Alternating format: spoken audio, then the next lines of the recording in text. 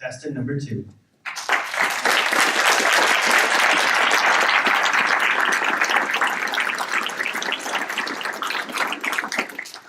Collin Pearson, it's not over. It's not over. Collin Pearson.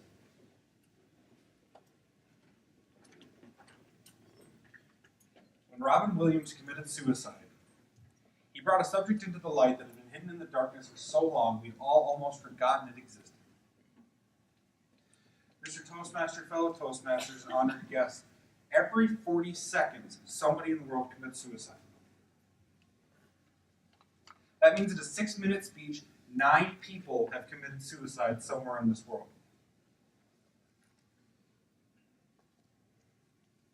Suicide is like a lightning strike. When it hits, it blows everything apart. It destroys families, it tears apart homes, and it leaves nothing but destruction in its wake.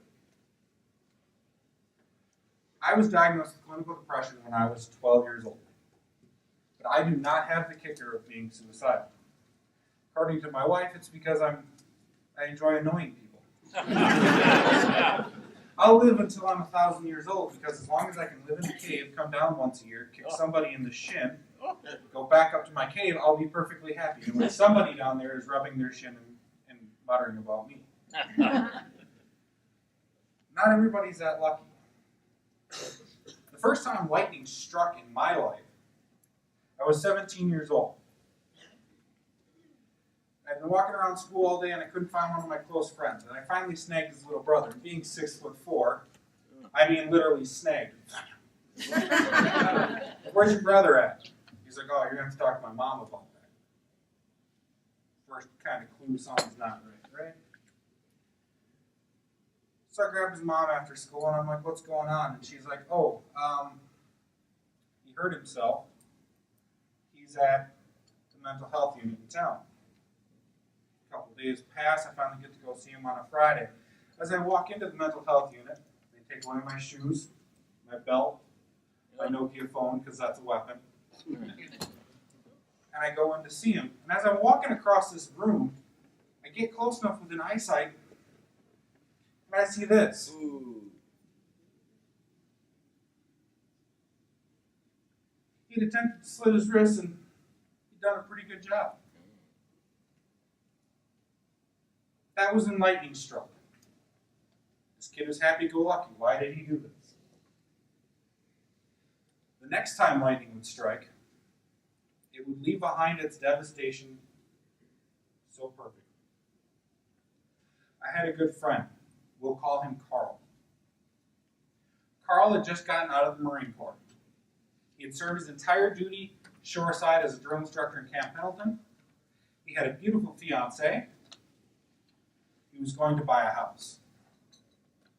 Like, close on the house in a couple of weeks. Life was going great. Till one night, he went home, removed his sidearm from the safe, and ended his life. How does that work? How does somebody with a light so bright in the universe end their life? Now, we've all seen what lightning can do. Lightning can bend and warp metal. Lightning can turn sand into glass. Lightning can blow apart things. And that's exactly what suicide did. His fiancée never remarried. His parents ended up getting divorced. And his little brother hasn't been back to Minnesota since. 2 weeks after that, I get a phone call from another close friend of mine. It's 1:30 in the morning. He can't take it anymore. After Carl's death, his roller coaster has been going downhill ever since. He can't take it anymore. I talked on the phone with him for an hour and a half, and then I grabbed my car keys, grabbed him, and I went to the emergency room, where he was immediately admitted, and I didn't see him for 3 or 4 days. He needed help, and he got it. Now, I've sat here and I've told you exactly what this looks like, how it destroys everything, but I haven't told you how to fix the problem. And how you fix the problem actually is funny enough, comes in 3 steps. The first step is smile and say hi. As Toastmasters, that should be really easy for us. Just smile and say hi to everybody you see on the street. I've heard a saying, everybody I don't know is a friend I haven't met yet. Smile and say hi. You have no idea, being a depressed individual, I do, that at the end of the day, sometimes you're mentally tallying everybody who smiled at you. And if that number ever comes up 0, that's when the problems start. So 1 is a better number than 0. Even in my core math, 1 is better than 0. The second step is ask them one really important question. And no, it's not, do you want to join Toastmasters? How are you doing? How are you doing? 4 simple, easy words that you can ask. And somebody will actually tell you how they're doing. Most of the time we gloss it over with fine. But if somebody's having that heart-rendering, terrible day, they might actually go, I'm having a really bad day. And that's when you go on to step number 3. Step number 3 is really, really fun. You care.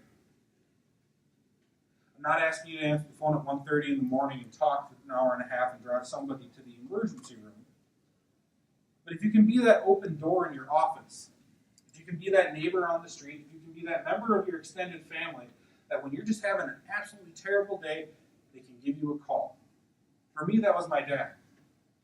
Growing up my entire life being depressed and being a big, kind of chubby kid wasn't easy.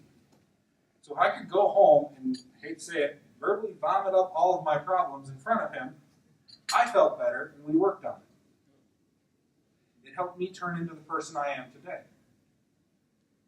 So if you can smile and say hi, ask how are you doing, and care about the answer, we can change this from every 40 seconds, to every 40 minutes, to every 40 days, to forever.